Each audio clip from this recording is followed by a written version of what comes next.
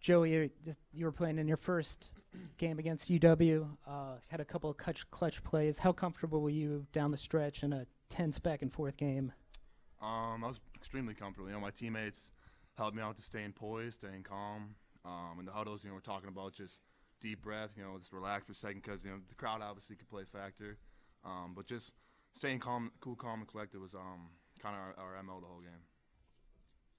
Marcus, over back here to the right, this side, to the right. It looked like you guys made a determined effort to take Trice's right hand away, make him go left. Was that the game plan, and was it effective in your opinion? Yeah, I mean, that was definitely something we keyed in on in preparation. He's really terrific, pulling up with his right hand.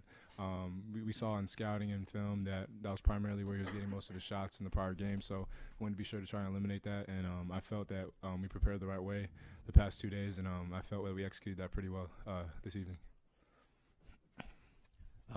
Sam, just a defensive effort that you guys had to get to their three-point shooters, limit them on the threes, and then guarding Hap, if you can talk about both of those things and how you fared. Yeah, I mean, the first half, we kind of lost track of a couple guys, and they hit some threes, and then second half adjustments, obviously that was a huge part of it. We knew if we took away the threes, we were going to have a good chance to win the game. And, I mean, Ethan Happ, there's only so much you can do with that guy. He's an All-American for a reason. He's a great player. I mean, what do you have, 30 or whatever? I mean, he's going to get his. You just got to try to limit the other guys around him. This is for any of you guys. Ed made several nice plays, including that big block down at the end of regulation. What do you guys see out of Ed? Do you see him coming along? He had a little slow start to the season, but is this the Ed Morrow you guys expected when he transferred? Yeah, absolutely. I mean, we recruited him here for a reason, and those are the type of plays. You saw some flashes right there of what type of player he is. He's about winning. He's about the right things. And obviously he had 2 or 3 of the biggest plays of the game with that huge block, that huge offensive rebound where he finished over 4 guys, and then the big free throws as well. And, I mean, he's a great player, and we're glad he's on our team. And kind of add to that, I mean, Ed's had to go through a lot, with transferring and sitting out a year. And, he handled it really well. I mean, he used each and every day to get better. And you guys are starting to see where that hard work is paying off. So, I mean, like Sam said, we're truly honored to have him on our team, and he really stepped up for us today. Like Sam said, he made probably 2 of the biggest plays of the game. So I'm glad Ed Morrow was on our side tonight. Marcus, you let out the scream with 7:10 left when you knew that it was in the bag, but with some missed free throws down the stretch and just the way the game went, how tough was it to close this thing out? I don't know what it is with our team and those kind of free throws at the end of the game. I mean, we're a fairly good free throw shooting team, but I'm just glad we were able to get out the win. I mean, that scream at the end was kind of just all the emotion, all the build up kind of bottled up, and it was just kind of being let out. I know this is definitely a big game for us.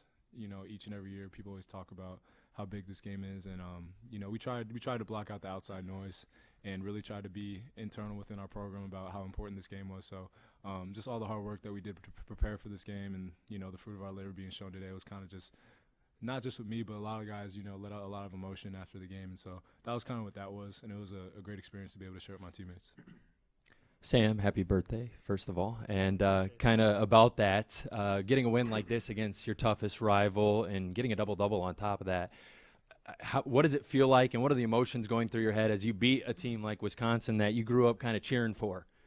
Yeah, I mean, obviously, they're a ranked team. They're number, what were they, 12 or something like that. We were in the same situation last week, and we knew we were going to have the same type of team coming in here, and it's going to be a 40-minute battle. And then, obviously, it's the best birthday present that I could ever get. So there we go.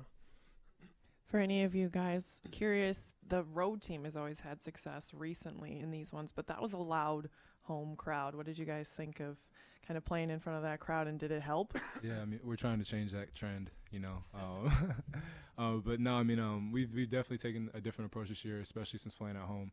We want to be sure that we're protecting our home court, and we give huge support to our fans. I mean, they support us so much. I mean, and they gave us so much energy today, and we couldn't have gotten that win without them. So I mean, I give so much credit to the fans, and I mean, they played a huge part in this win this afternoon.